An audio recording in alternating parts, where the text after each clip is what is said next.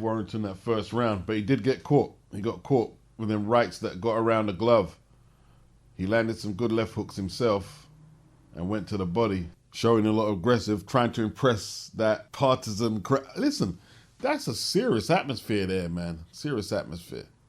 The fans, his coach can't think that it was just a one-off. This guy looks like he's a genuine banger, the Mexican. Went to the second. Josh carrying his gloves very high, very high. Try not to give Lara no target. However Josh likes it, I think he's going to just have to use the jab and pop and peck and try and get 1-2s off and get out of there. He might want to stay in there for machismo's sake, but I don't think he has that option. He doesn't hit as hard as this guy. This guy hits harder. Lara's on the front foot. Look at that. He's got the gloves high up, not just protecting the chin, but the temples as well. He's so wary. Oh, good shot by Warrington. Was it a head? No, it was a head clash. The head clash. They've got to give Lara a little time to recover. Is he cut?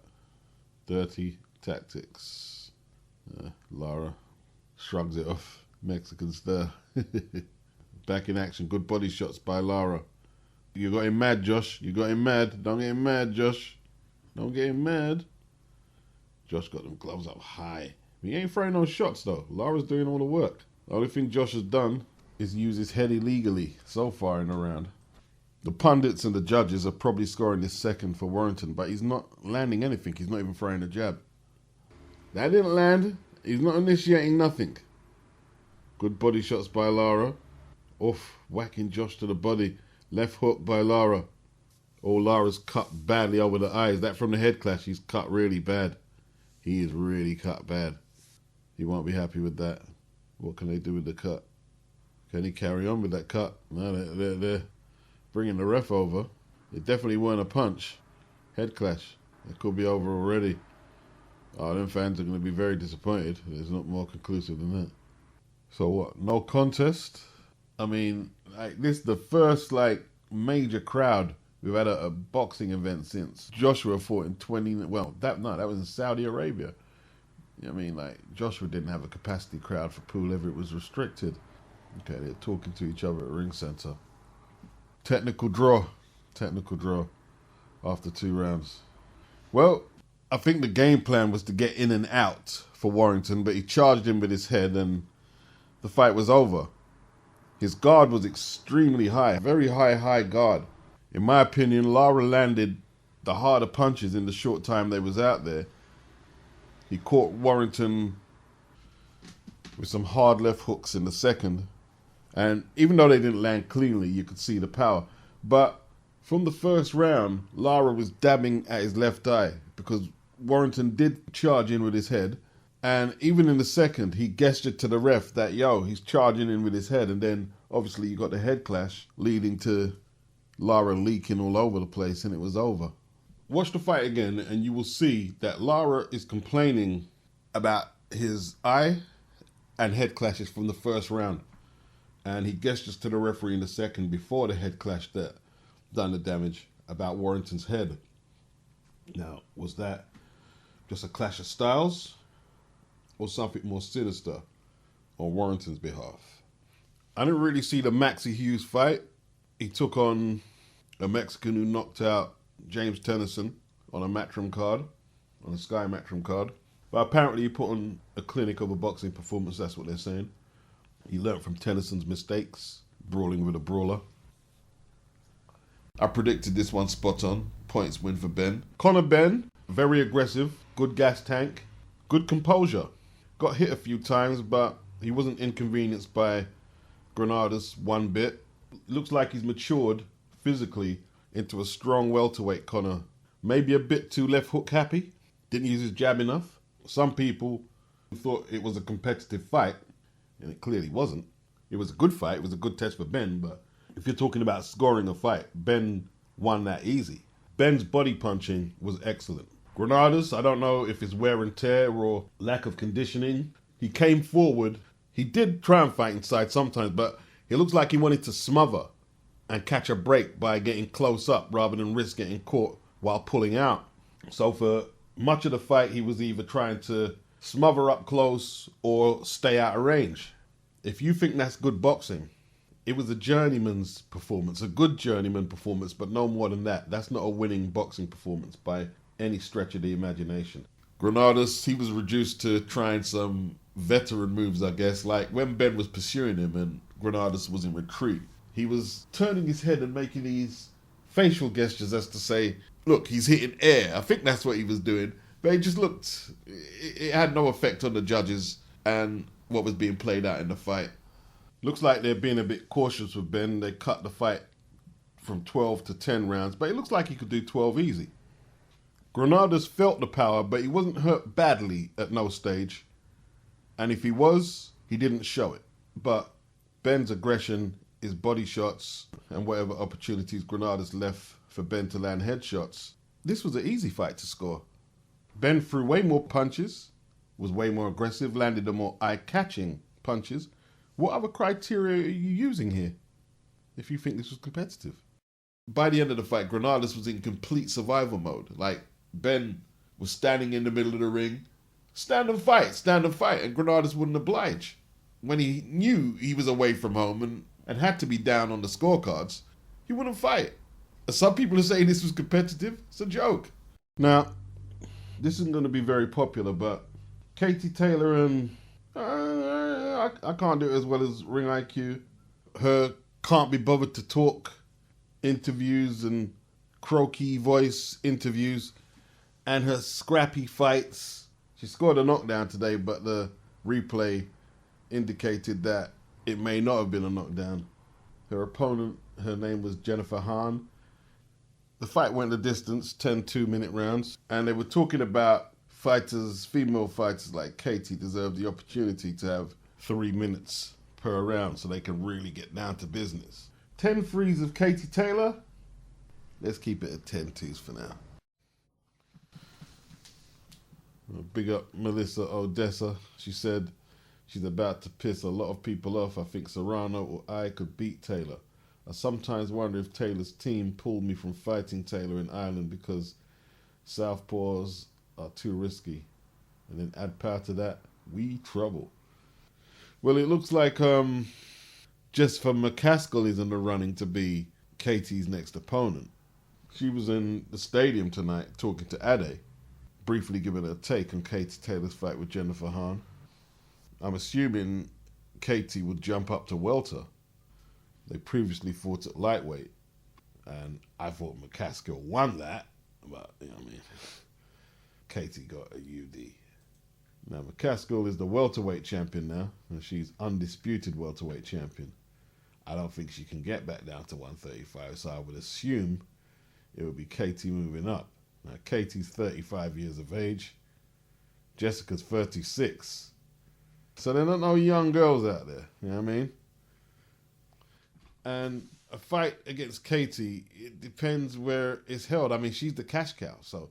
And I'll be honest, like, I wouldn't blame anyone being apprehensive, thinking that if it goes to the scorecards, are they going to get a fair shake? Did Delphine Passoon get a fair shake in both their fights? Areas Sky needs to address, Ben Shalom in particular. No announcement of any heavyweight signings. The heavyweight division is very lucrative right now, and everybody wants to get a contender who can get a fight with Joshua, Fury or Wilder. It's almost obligatory you have a prospect / contender in your camp, and they didn't announce none. Frank's got Daniel, Joe Joyce, who just signed an extension, Adilier, Nathan Gorman, and maybe some I didn't mention. I'm hesitant to say Tyson Fury, he owns about 5%. Eddie, he's got Dillian, Derek, Solomon Dakers, Fabio Wardley, Alan Babbage, Johnny Fisher, AJ. I don't know what the deal is with Martin Bacoli. He was scheduled to fight on some card in Dubai, and it's not a Matchroom card. I don't know if he returns to Matchroom or if he's been released. Sky, they signed Richard Riakporhe, who was with Dillian and used to fight on Matchroom cards. How good is Richard? He gasses out in a lot of his fights. He's obviously very strong, very powerful. He's scraped by Billiam Smith, a Matchroom fighter. He's called out Lawrence Okoli, but he's just not ready for Lawrence Okoli. Sky signed Eubank Jr. Chris Eubank Jr. has already been on the Sky platform. He's been on the ITV platform, the Box Nation platform, and defeats against Groves, Saunders, contentious moments with Frank Warren when he pulled out of the Tommy Langford fight. Also, his dad apparently has been in the centre of rows between his son and Frank Warren. Eddie Hearn, like the debacle when he was supposed to fight Golovkin and Kell Brook ended up fighting Golovkin instead. Chris has been inactive across the pond with Al Heyman. And they need to get a move on with Chris if they're going to do anything with him. They're talking about Lara and Golovkin. And unless either of them two have deteriorated really badly, does he have the boxing skills to beat them? Who knows? Who knows?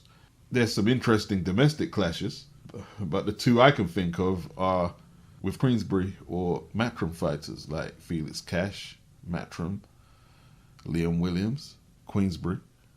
There's Andrade out there looking for an opponent, Matchroom. Sky have signed Lewis Ritson, who since moving up from 135 has struggled and was knocked out in his last fight. Shortly before that, he was given a gift decision against Miguel Vasquez. DAZN have signed a lot of Eastern European fighters who are just there and not really making that transition to the next level. Eddie seems to have went a bit cold on the American market, and I'm just not sure if there's a lot of territories who are going to buy domestic British cards if that's all they're offering on DAZN. Just because I'm from here, I can get out of my own head and see it from someone else's point of view who doesn't live over here. Some people can't do that. You know, I think Frank only has Sonny Edwards as a champion, and let's be honest, I don't really rate Sonny, but Eddie has had Andrade and Bivol there with straps for a long time, and he's got to be truthful to himself. He's got two international world champions, Bivol and Andrade, but he hasn't opened no doors for them. Nothing has really happened since he's promoted them. So apart from promoting Canelo and his association with Canelo, John Ryder for Bivol, no one's impressed with that. Nobody's impressed with that. He hasn't done any significant cards in America for a long time, and he was talking about conquering America. Has he given up on that? Why doesn't he get Andrade to fight in the UK, to headline in the UK? He did that with Bivol, but Bivol, does he speak English? Andrade would do better in that situation. If I was to look at Queensbury, Frank Warren, the women's boxing thing, maybe it's not a problem to Frank, but it could be a problem for BT if they're looking at the current trends. I mean, tonight, on the Warrington Lara card, there was 2 fights involving women on that card. Yeah, and Ebony Bridges got a gift of a decision. Yeah, let's keep it real. But, you know, Frank has seen Josh Warrington and Billy Joe Saunders leave while they were world champions because Frank couldn't open up no opportunities for them. And they're domestic fighters. Like, I was talking about Eddie couldn't open up no opportunities for Andrade or Bivol. At least he has the excuse to say, well, they're not domestic fighters, you know what I mean? Like, you should be able to promote the talent from your own backyard, especially Warrington, that built-in following. I mean, he had 20,000 in Headingley today, going crazy.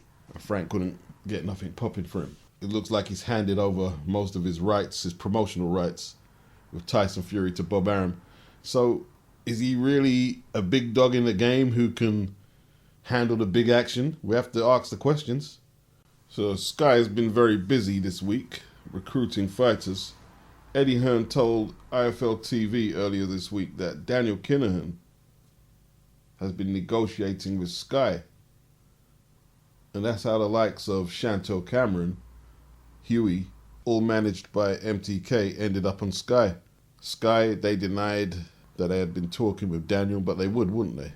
And Daniel has been known to poach fighters. McGuigan spoke about it. He lost Lee McGregor to MTK. He lost Josh Taylor to MTK. And I believe Chantel Cameron. Now, this isn't me against Mexicans, but I've seen all the, well, boxing's about race. If he was black, all the blacks would stick up for him, and we're doing the same, and we don't care. I've noticed this, right? When certain fighters get caught, a lot of boxing fans talk about they don't care about PED usage, they just want to see boxing. But it's only we don't care when certain fighters get caught. Now, before the bums talk about, what about Dillian Whyte? Well, if we're talking about Dillian's last case, Dillian was never found with a substance or caught with a substance. They had an abnormal finding, I believe, is the terminology. Dillian's case came down to contamination in the UCAD lab. But, you're going to say I'm spinning that for Dillian. So I don't really care. The bottom line is, Oscar Valdez was found in both A and B tests. He was found with a substance, the banned substance, phetamine, a prescription-based depressant to combat obesity. The substance, which was discovered in testing sample collected August the 13th, is on VADA's list of banned stimulants and prohibited at all times. So let's make no mistake, for those who had even less of an education than me, prohibited means banned at all times, as the independent agency does not differentiate between the in competition and out of competition. See, this is where the different boards of controls and commissions around the world in boxing need to be joined up. Because when Billy popped for the nasal congestion, UCAD were trying to say that he took it out of competition. But VADA, as we're seeing here, they don't differentiate between in and out of competition. And that needs to be fixed up, that they all have one ruling or not. It's either in or out. And that goes for all other legislation. It all needs to be joined up amongst the different boards and commissions around the world. Now, VADA have a problem, and I was saying this for a long time now, when all you were saying, if you're not VADA tested, then you're suspect. It has to be VADA. Well, since you've crushed out all the other competition and it's just VADA, we're left with this one problem. VADA just collect the information and pass it on to commissions and the sanctioning bodies or whoever. But they cannot make a decision to say, you're banned. This shouldn't really be in the Pasquayaki Tribe Athletic Commission's hands or the WBC's hands, should it? Now, once the Mexican headquartered WBC and the Pasquar Tribe got it, I don't know. Look, maybe I'm being ignorant and just going by what the name of the commission sounds like, but it sounds like it's Mexican based, even though it's in America. And once they and the WBC were in control of the decision making, of course he's going to fight Robson Conceição in Casino del Sol, Tucson. Even the name of the casino sounds like it's Mexican influenced. See, you want to talk about Dillian Whyte? I'm talking specifically to a few of you. You want to talk about Dillian? Dillian didn't have no Kingston, Jamaica Boxing Board of Commission and a sanctioning body rooted in Jamaica pulling strings. Yeah? It was VADA who cleared Dillian. And VADA is not based in the UK. Now you can say maybe Eddie Hearn had some influence. You can make the allegation there. But we can clearly see a pattern where the WBC and certain sanctioning bodies in America are in favor of Mexican fighters and their cases. They've made certain substances passable if you have trace amounts in your system now. And this wasn't the case before. A lot of Mexican fighters were getting popped for it. This is the truth. The truth will set you free, let you see the light. You don't need to watch TV tonight. The truth will set you free, let you see the light. You don't need to watch TV tonight.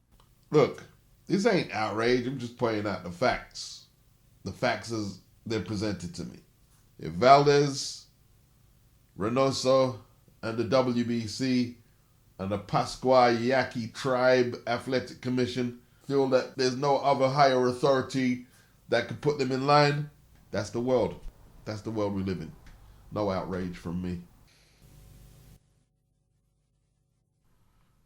While we're sticking with the women's boxing theme, big up Lou Dibella. Lou Dibella Entertainment and Matchroom Boxing have announced a 4-woman tournament to unify the 140-pound division. In the semi-finals, we got Chantel Cameron, the WBC champion, taking on Mary McGee, Mary has the IBF belt. And then we have Callie Reese, WBA and IBO queen. She'll face Canadian contender Jessica Kamara with the vacant WBO title also on the line. Both fight dates and venues will be confirmed shortly. It's a very competitive tournament. I can tell anyone who isn't that familiar with women's boxing, less familiar than I am. I'm not an expert. Go to Ring IQ boxing channel on YouTube. And also Michael Wilson when he does his weekly pound for pound boxing report on YouTube. They know their stuff. But this is a good tournament. It's simple, just a semi-final and final.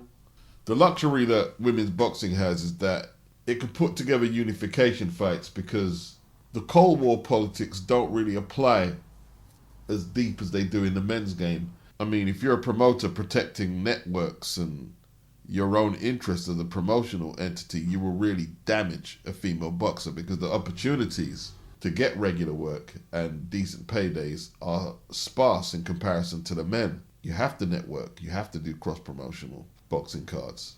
You might have to let a female boxer fight on another television network as opposed to the one you're accustomed to, just to give her an opportunity to advance in the game.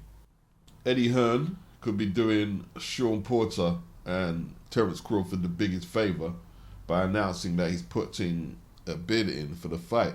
Bob Arum was convinced that DAZN wouldn't put a bid in for the fight because he seems to know all their finances, saying that they're out of pocket to the tune of $3 billion.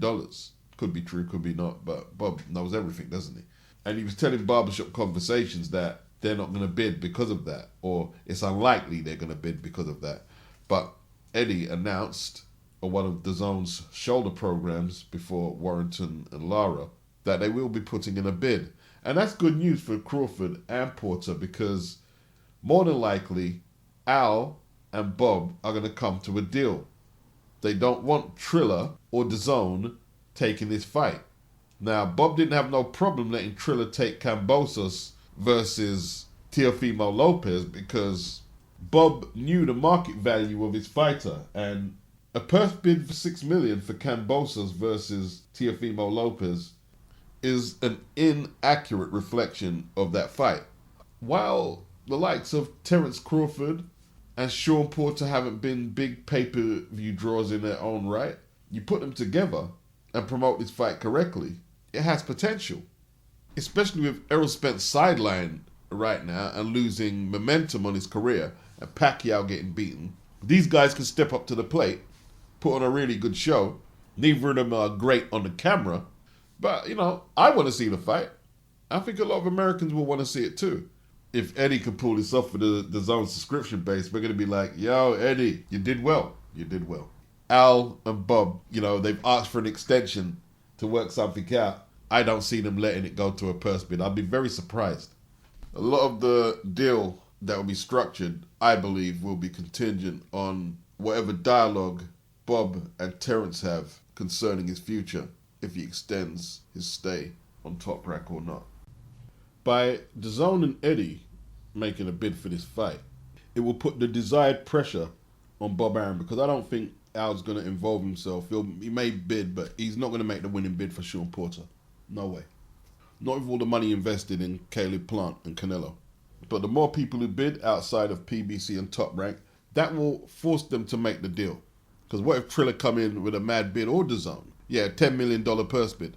Bob's just not going to go for that. He'll let them take the fight. We saw what Triller bid for Kambosos and Lopez, and while it's unlikely they would do that again because of all the issues they ran into after that with COVID and paying over the odds for a fight that wasn't worth a $6 million purse bid, it's unlikely they'll do it again. But you never know. You never know. This is Crawford and Porter. It's not the same fight. They may come back with a similar bid. And who knows? DAZN might surprise us. So they're not going to chance that. And in that happening, whoever makes the deal, PBC or Bob Arum, they're going to have to cut Porter, Terence Crawford a good deal, or they're not going to accept either, are they? If they don't accept it, it has to go to a purse bid, and they're not going to allow that to happen. My gut feeling is, I know Al or Bob, they don't like Eddie, so it's unlikely they're going to let it go there. They just don't like it. Maybe if Eddie weren't there, it could have went to a purse bid, but with Eddie there, they're going to cut the deal. But we'll see.